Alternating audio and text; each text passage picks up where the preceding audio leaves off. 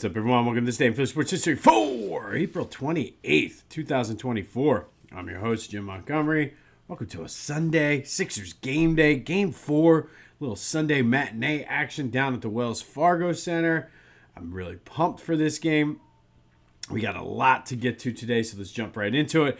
As always, let's start with a recap of yesterday's question of the day. I asked you, how would you grade Howie's first 3 picks? And 75% of you said an A+. Again, I gave it a B just because the Hunt pick has some question marks, but nothing to shake your stick at or I don't even know how that saying goes, but nothing to hang your head on. Like, it's very, very solid first day, 2 days of the draft. And then yesterday, Howie was wheeling and dealing. Definitely very, very active. As always, though, thank you for participating in the question of the day. There will be one later in the show.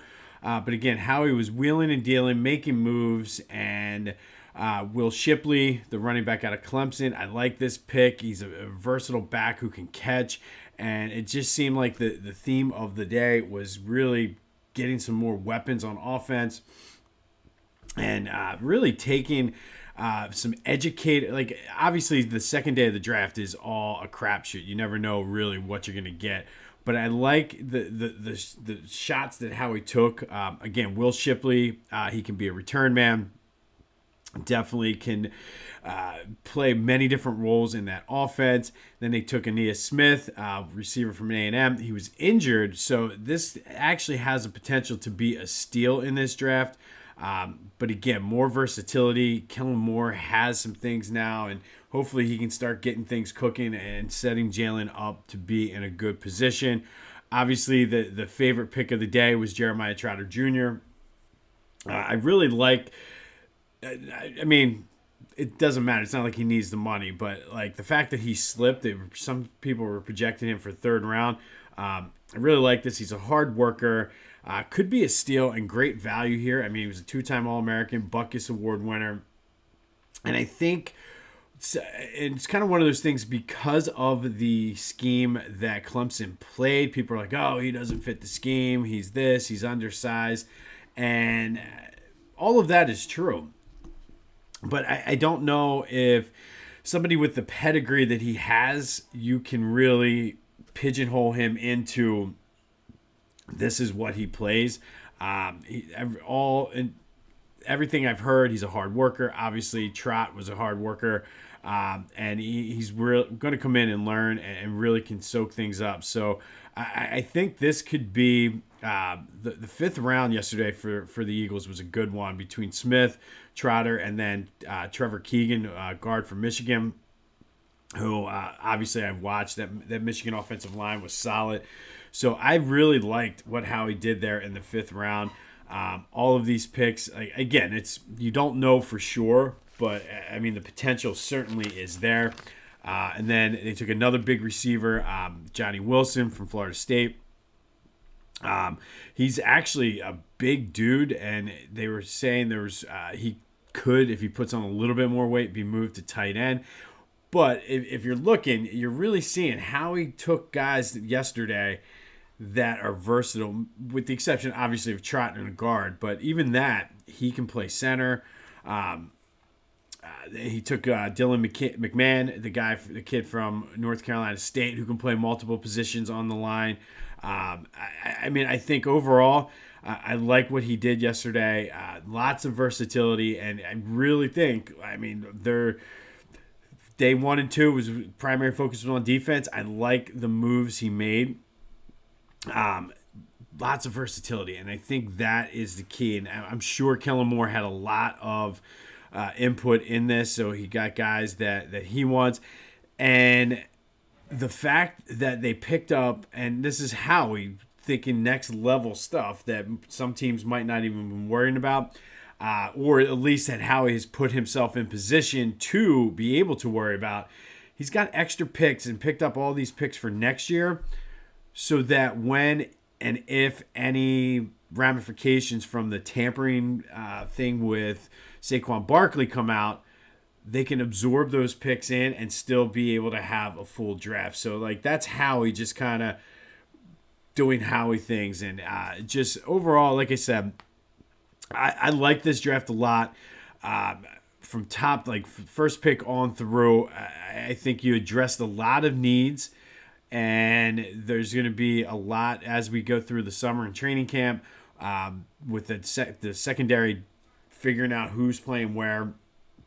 It should be a lot of fun, but offensively, this team could be, again, potentially. I mean, you have your starters already, but these guys that they picked, man, and even the linemen that they got, putting them in Stoutland University is gonna, like, he's gonna get these guys playing, especially Keegan. Like he, just from watching him, like he's a solid guy. Like, and those are the kind of guys you want. Like, you just want an offensive lineman.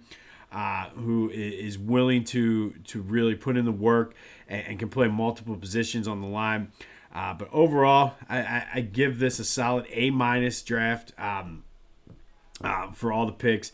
Now, who's going to pan out, who's not, I mean, we don't know. I mean, it is, but I think Howie has put them in a good position after the draft. So I am excited. Looking forward now to really letting these guys come in and start working and see where we are come July when training camp starts. But I will take it. One last thing on the draft before we wrap it up, and it's been a while, so I have to take a shot at the Philadelphia media and burn those bridges. But the dumbass question the other day when they were interviewing Cooper DeJean, it's going to be hard for me not to call him DeJean. And I know it's played out already. But Cooper DeJean, they were asking him what it was like, and does he feel like he has an opportunity to play being a white cornerback? And it's just a dumb question. What's he going to say? No, I have no shot to play because I'm white? Like, I don't know. Like, some of the questions that the media asks, and nobody really says much about it. Like, that's, I think, the problem I have. And I don't want to go on a media rant, but the fact that the people on Twitter, like me and like people I follow, are ripping this dude, but you don't hear any national outcry. You don't hear any of his peers in Philadelphia ripping him. It's just a dumbass question, and stop it. Can we? We deserve better. We deserve better. Anyway, like I said, let me know your thoughts on the draft. 267-495-8531. Get you in on the Back to the Future voice and text line. Gear up at phillygoat.com for all your Eagles needs. I wore the fans out yesterday for my nephew's birthday. He loved them. Got a couple compliments. They're comfortable. And I mean, I wore them with a long sleeve shirt and jeans. And it worked. They were comfortable. Go check out Philly Goat. Get your Eagle stuff. They have the Reggies, all the different types of shoes. Get ready, geared up for the Sixers this afternoon. Get a Maxi shirt or an Embiid shirt. Be sure to use that promo code Jim Montgomery for 10% off your order. All one word. phillygoat.com. Use the promo code Jim Montgomery for 10% off of your order. But they got you covered when it comes to the Philadelphia sports apparel. Check me out on social media. Twitter, TikTok, Jimbo_Mont. Instagram at Philly Jimbo. Subscribe to the YouTube channel, Jimbo_Mont. Tell your friends, tell your enemies, send some smoke signals, whatever. Let's go. And if you're soccer or baseball today, tell the other parents, spread the word. Let's grow this thing. If you're interested in Philadelphia Sports Hall of Fame induction tickets, the information is in the link, as well as all of the information and bios on the inductees. Be sure, if you have a business or want to be a sponsor or have something to donate for the auction, hit me up for that as well. Again, it doesn't have to be sports related, but let me know. I'll be reaching out to some people later this weekend. Just kind of this weekend got away from me. It's been busy with kids and stuff, but hit me up. All the information you need, though, is in the link in the description. Quick housekeeping note as we're wrapping up April and our unfinished business series for May, we are going to be doing It's a Family Affair, where we're going to take a look at father-son, in some cases grandfather-son, or grandfather-grandson, siblings, just for our major sports, the times that families have played in Philadelphia. And there are 13 times that we're going to focus on the Philadelphia sports teams getting the wrong brother. So stay tuned for that. It's a family affair, and hopefully that song is in your head. It's a family affair. You're welcome for that. All right, Rangered last night once again. Phils won 5-1. His scoreless consecutive inning streak was snapped, but he went 8 innings, gave up the 1 earned run, 8 strikeouts, and just was phenomenal. And again, it's just a matter of time before there's a Go Ranger Suarez shirt at phillygoat.com, and I will be getting it. Alec Boehm remains red hot, 2 for 4, 4 RBIs and a homer. The Phillies are looking for a sweep this afternoon and can actually not have to stay up late and watch this after we're celebrating the Sixers win. They play at 4. Tawan Walker is making his season debut.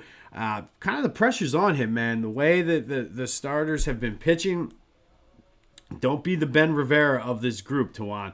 Get in there and get it done today.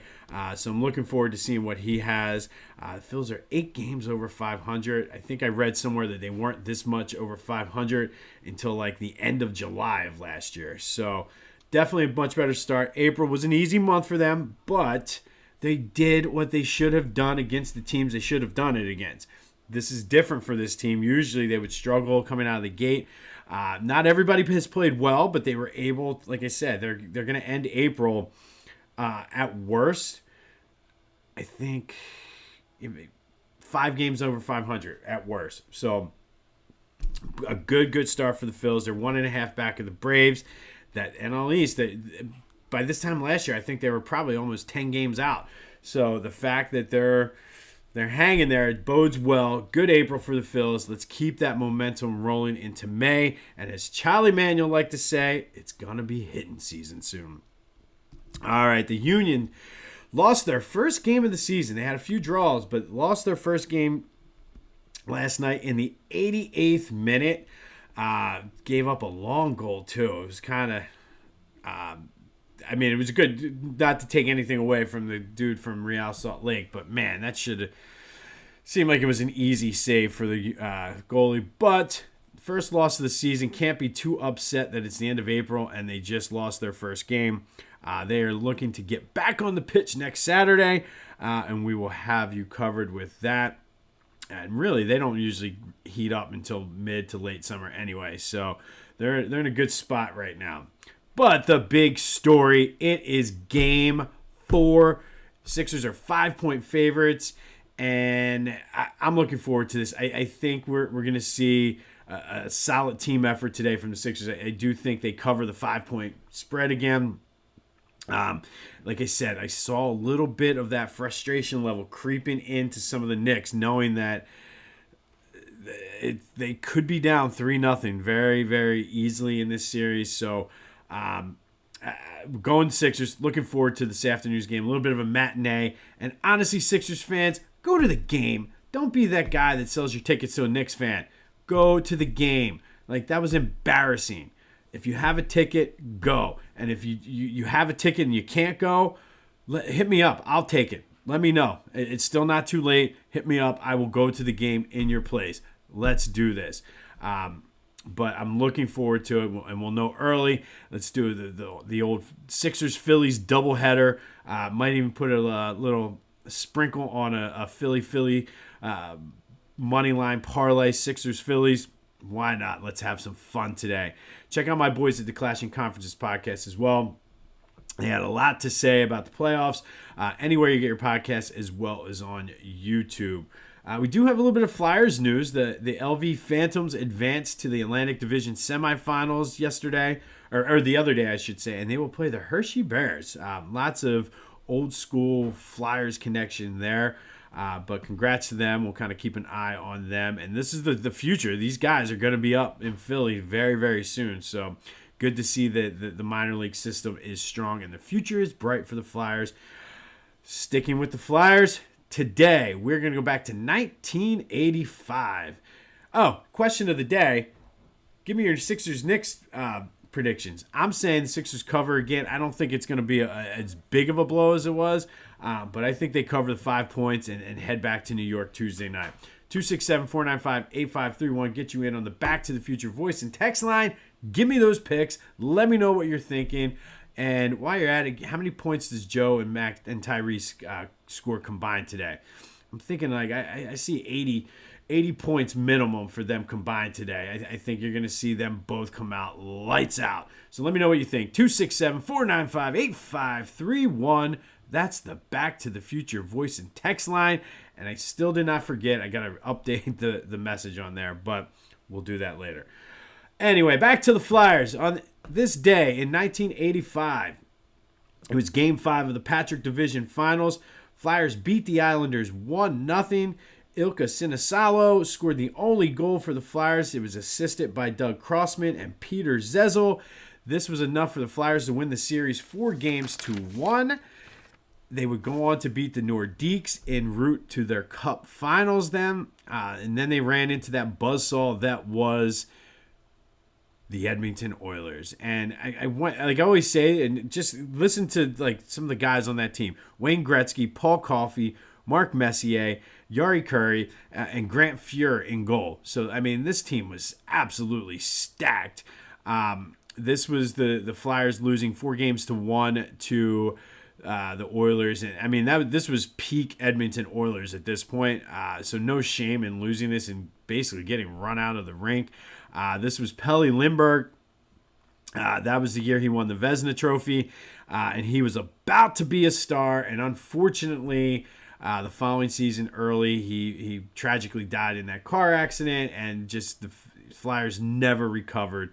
But on this day in 1985, the Flyers beat the Islanders 1-0 to advance to win their Patrick Division Final playoff series 4-1 en route to that Stanley Cup appearance and getting buzzsawed, boat race, whatever you want to call it, by the Edmonton Oilers. And I mean, if you don't know hockey, you know Wayne Gretzky, and he's pretty damn good. All right, finally today, our Phillies sports team with unfinished business. This one hopefully will help us turn the tide somewhat, and that's the 81-82 Sixers. And I mentioned the other day that whole era of Sixers, you could probably lump them together, but each one of those years and each one of those misses was somewhat different. The 81-82 Sixers went 58-24. They were the third seed in the Eastern Conference, and it's really tough to put this team on the list because they played a pivotal role in the necessary changes that the Sixers needed. And so this team, because of their failure, led to the finishing the business, I guess, so to speak. But this team led to big things. They rolled through the playoffs, Sixers, Bucks, and then the Celtics. This was the infamous beat LA up in the Boston Garden where somehow, some way, the game was out of control.